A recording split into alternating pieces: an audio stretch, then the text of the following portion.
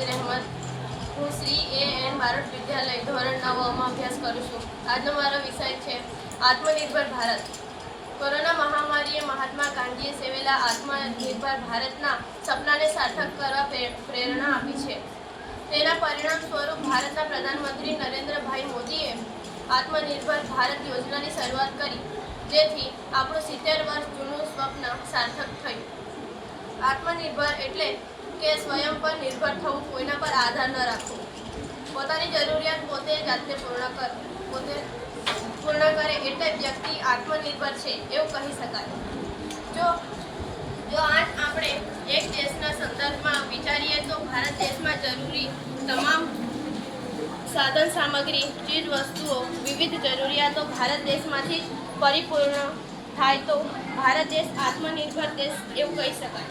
ભારતને આત્મનિર્ભર બનાવવાના ઉદ્દેશથી દેશના પ્રધાનમંત્રી શ્રી નરેન્દ્રભાઈ મોદીએ 2020માં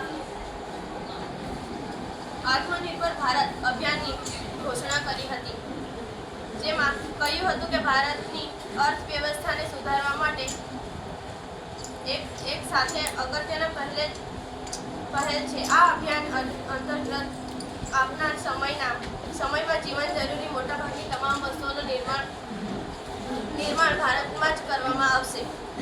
આ અભિયાનમાં જે વસ્તુઓ માટે વિદેશ પર નિર્ભર રહેવું પડતું હતું તે બધી જ વસ્તુઓની ઉત્પાદન ભારત કરવામાં આવશે અને બધી જ વિદેશી વસ્તુઓની આયાતને પણ ઓછી કરવાનો ઉદ્દેશ છે, કે જેના માટે ભારતે પાડોશી દેશ પર નિર્ભર રહેવું પડતું હતું.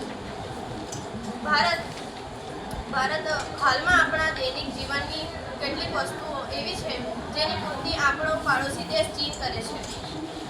ભારતના વિકાસમાં મૂળિયા જે મજબૂત કરવા હોય તો આપણે આત્મનિર્ભર બનવું પડશે.